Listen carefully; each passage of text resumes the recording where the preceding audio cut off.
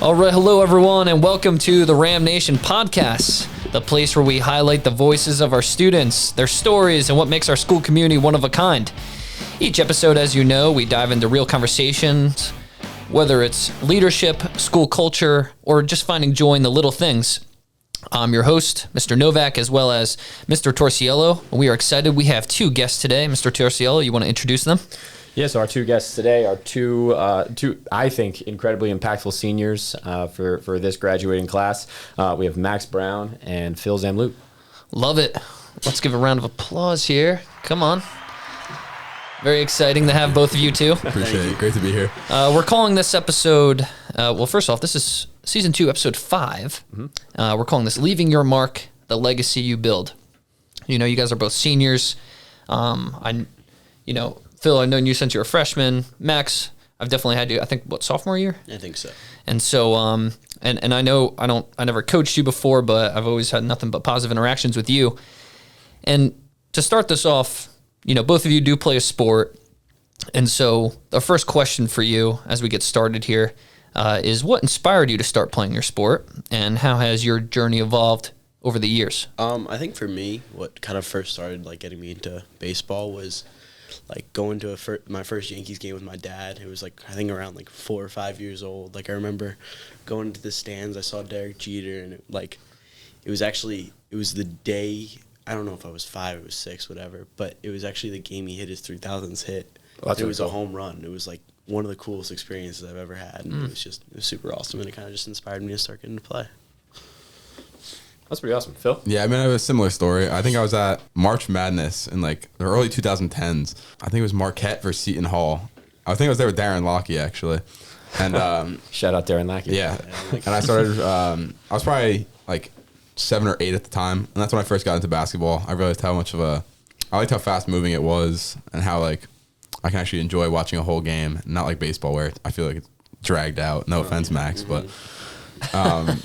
yeah, that's how I got into basketball, and then haven't looked back since.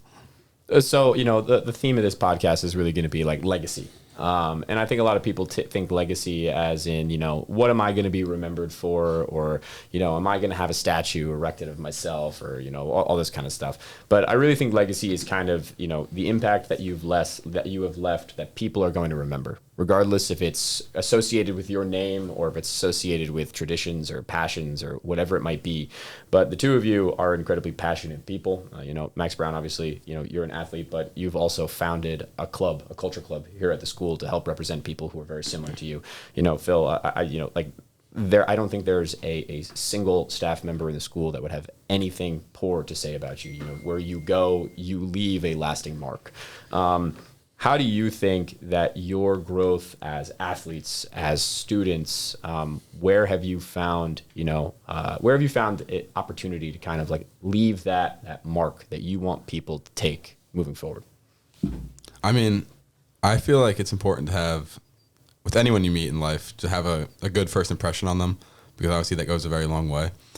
But I don't know, I feel like I just try to, everyone I talk to, every teacher, every student, I try to be as nice as I can to them and as heartwarming, heartfelt. Because you never know, you might reconnect with them later down the line, and they have a networking opportunity for you or something like that. It's just always good to, you know, keep something in the back of your head and know that you have people who could help you down the line out of college into the real world. Yeah, no, I think for me that one of the things that's helped me the most is with the ebbs and flows that come with sports, whether it's the adversity of injuries, the adversity of losing, and anything like that you can take from those experiences and give to those who are coming next to you. And so we're both seniors this year, and we've had underclassmen who are either been taken under our wing or come up along with us, and I think kind of being able to share our experiences with hardships and stuff has really helped. I think both of us could say helped kind of leave a lasting mark. And both great responses there. And speaking of adversity, since you were just touching on that, what was your hardest moment of your athletic career, and how did you overcome that, since you were referencing that? I think, I don't know, I've had quite a few injuries over my career, but I think the hardest has definitely been I tore my labrum this past fall, and I'm not going to be able to play my senior season. And so I think not being able to play my senior season is going to be probably the biggest adversity that I've had to face, because like obviously you spend high school looking forward to it, and you know now you can't do it. But I'm gonna do my best to kind of support the guys and be out there with them. Dude, I'm so sorry. I had no idea about that. So But that's so cool that you're still going to be a part of the team and you want to be and to be there for your teammates. You know, that's the goal. So, I mean, obviously that stinks, and everybody wants to have that senior campaign. You know, it's your last hurrah on the court or on the field or whatever it might be. How have you kind of prepped yourself mentally and emotionally to come into this season knowing that you're going to have to take on a very different role from what you had originally anticipated? Yeah, I mean, it hasn't been easy, you know what I mean? Like you want to play your senior season, you want to have your senior night, you want to start in like the big Del Barton game or Don Bosco game and whatnot, and like after losing like the seniors we did last year, like it felt like it was like I was the next man up, and not being able to like kind of experience that really sucks. But I think that like having teammates around me who like I know will support me, having Darren Lackey, who I'm going to stat with this year in the spring. Double shout out to Darren Lackey. Double Shout out to Darren Lackey again. Wow. But like having those guys, oh, that's funny. Having those guys around me that like I know I can rely on, and like having guys like Andrew Dobris, who I've played with my whole career, and AJ Terry and stuff like that. Like I think it's really important to have that kind of support system around you, so that you're like able to take those next step forwards into like kind of accepting the reality that you're kind of pushed onto and like moving forward. So, you know, Phil, we had our basketball banquet last night, and I think one of the main things that was spoken about you was just that your innate and natural ability to lead. And I can speak firsthand. You know, I've seen it. You're a great motivator of men. You know, especially your teammates. Seeing a situation like this, if you were to come into, you know, a situation on a team or in life in general, people who you're close with, where, you know, something like that is going to happen. They might not be able to get that expectation that they wanted to because of some sort of adversity. How do you try and motivate that person or try and console them so that way, you know, like you can leave that lasting mark of leadership while making a positive impact? Yeah, I mean, I'll never forget, like, from all the mentors I've had in my life, whenever I got hurt or knew someone that got hurt, I'll use Jack Leonard as an example for this year. He was my co-captain with me on the basketball team. He obviously suffered from a sprained ankle early in the year, then broke his nose twice this year. But the big thing was just that we'd take it from there. We know we'd always have his back. We'd go play our hardest out there. And when Leonard got hurt, Ryan Warner stepped up, and he knew what he had to do basically in that moment. And we had to assure Jack Leonard that we'd take it from there. He doesn't have to feel any guilt for getting hurt, because obviously it's not your fault for getting hurt. But just reassuring him that we'll take the season over. We'll make sure that we can win some games for him, and that he shouldn't feel any guilt that he got injured. Is there anyone that you two, and I just thought of this just because, you know, you're giving Jack Leonard a shout out, and love Jack, come on. But guest, friend and guest of the show. Jack Leonard was on the first episode. Oh, that's right, yeah. But is there anyone that you two want to give a shout out to that has given you a lasting legacy for your future, and whether it was a senior when you were a freshman, or anyone that you want to give a shout out to in general that has had an impact on you? I think if I had to like shout out anybody, it would probably be it's a few guys, but like I think my sophomore year, my first year on varsity, and like coming up, it's a big stage and stuff like that, and Brendan Brune, who was a senior at the time. That's a really good name. Mm-hmm. Yeah, no, he was like my mentor, and like he kind of talked me through all the things that like I had to figure out. He had dealt with a lot of injuries. I had came into the season with a partially torn UCL, and no, it kind of having a guy like that to like kind of like walk you through how to be like a high school athlete kind of like really gives you that kind of help and like boost along the way. If I had to say, I wasn't on varsity till my junior year, but even when I was a freshman and a sophomore, someone who always showed me some tough love, but eventually looking back now, it helped me in the long run, is Sean Clark. He would always another good pull. He would always pick on me at practice or in the fall workouts or in summer runs. But looking back at it now, I realized it was only for the betterment of me and the success that I have had today. I can't take all of it by myself. I have to give some of it to Sean for bullying me back then and then and making me the person I am today. A really great example of just like a cutthroat competitor. Yeah, exactly. So one thing that I really want to focus in on, we've been kind of going on about like how you're overcoming your adversity, how you kind of stay in that mental state, how you kind of lift people up. The big thing for me, right, if you right now, mind you, Max, you're going into your final sports season, but Phil, you just finished your final season. If you could go back to yourself as a freshman, and then kind of tell them the story of your high school career, how would you kind of portray that? Like, what would you want to tell your freshman self to make sure that they are fully prepared for what they're going to be experiencing throughout their career? And this is academically, socially, athletically. Yeah, I mean, athletically, I would just tell myself to trust the process. Obviously, I was on varsity junior year. I got varsity, but I remember I'd get mad if I didn't like get a certain minute, if something happened, But I'd look back and tell myself just to trust it and stay on my path, and then it'll all work out in the long run. But academically, I mean, I'm not the smartest kid in the room. I'm not the brightest kid ever. But come on, you got a good head on your shoulders, Phil. Don't worry. Yeah. But no, I mean, my freshman and sophomore year, I kind of took it for granted, but and didn't get the best grades, anything like that. But junior and senior year, I started realizing that if I want to make a good life for myself, I need to start actually trying in school. So if I can give advice to anyone who's younger coming into high school, it's try from your sophomore or your freshman year and go all the way through your senior year. I think for me, athletically, what I would like, the biggest takeaway I have is almost savor it.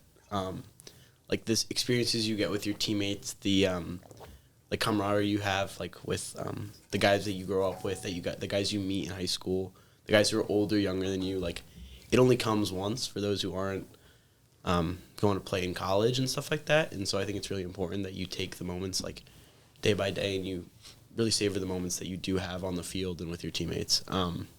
Academically, I would say that remember that it's all worth it. Like, there is an end goal here. Like, your goal is to go to college for most of us, and for those who don't want to go to college, trade school, the Army, whatever it is. But everything that you're going to do is for a reason, and that you should be intentional with the actions that you have, because in order to further yourself towards your goal, you need to actually take those steps and have them or take them with purpose.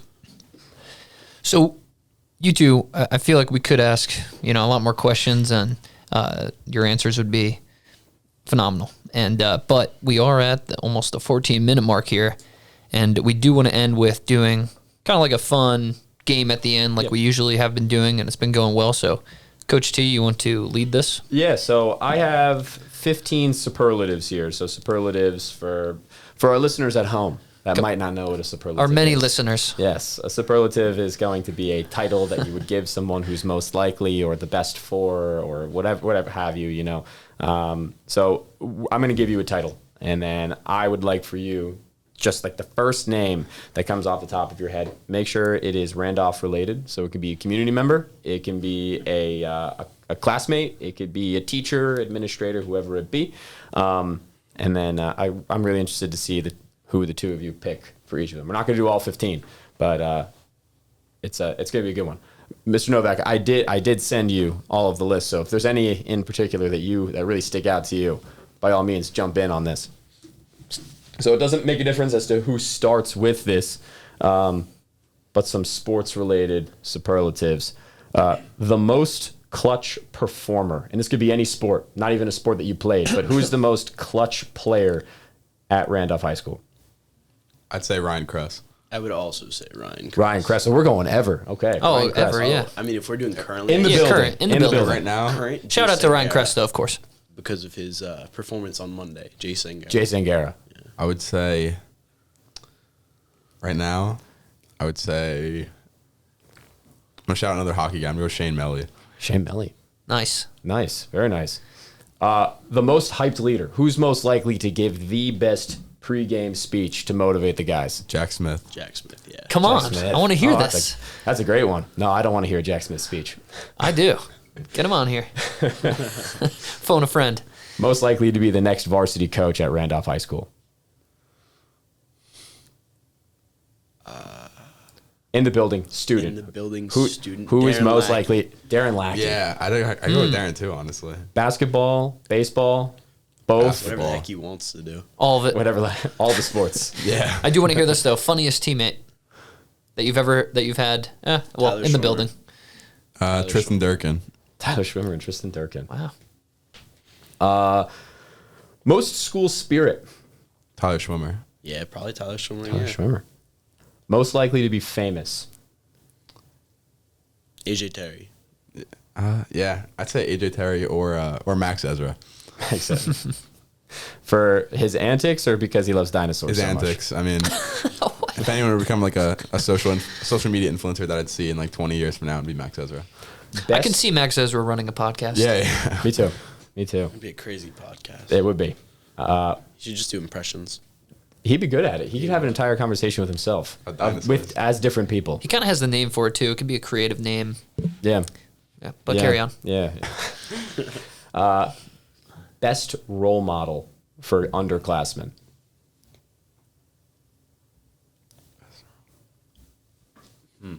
It's a tough one. Who embodies like the modern student academically, socially, athletically?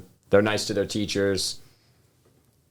Like if a kid says, "I want to," who should I look for? Like, Yeah. what kid should I be? You would point to somebody and say, "You should be that person." I'm trying to think. There's a bunch of good guys. There is. I'd have to say. Female students involved too. Oh yeah. No, 100%. Good. Let's see. Wow, this is a tough one. We'll come back to that. Think on it. Yeah, come Yeah, I back to don't it. know. I'm gonna think about this one. Best student athlete balance. Student athlete balance. Who's the kid? I'd say Darren Lockey. I would Darren also Lackey say again. Darren Wow, that's Lackey, yeah. 4 Wow. Darren Lackey shout outs today. My goodness. He should have been on He here. deserves it. He does He deserve really it. Darren Darren's not appreciated enough. Most likely to come back as an alum. I have a great answer who for someone who's not in the school, so I'm just going to say it anyways. Connor Stocco. Connor No, it's 100% correct. I accept that answer. That's a good answer. I absolutely accept that answer. That's really good. Most likely to start school traditions. Ryan Collins. Yeah, Ryan Collins. Ryan Collins. Okay.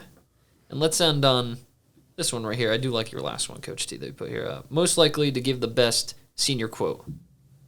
Who's got wisdom? Who's got those one-liners?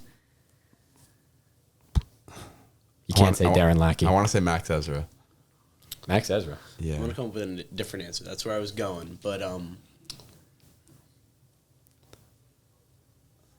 Or I think Kevin Tinio. He Kevin He says Tinio. a lot of profound things, yeah. That Does is he? Yeah. That's a great shout out. I'll throw one in I was there. expecting a Nick Hart answer. There. Oh, Nick Hart. Nick Hart.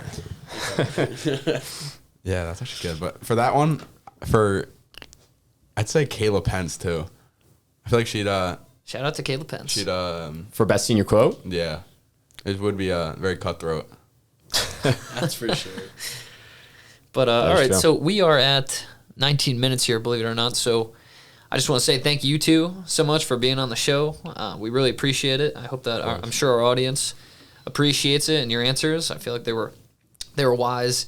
They came from a spot of experience and genuine. So thank you two so much. Any last words, Coach D? No, thank you guys for coming on. Thank you course. for being. Thank you for having us. Yeah, thank you Thanks for for being having us. Yeah, Of thank you for course. being great community members for the last 4 years, and let's finish out the rest of the year strong. For sure. Absolutely. Take care, everyone. Thank you for listening.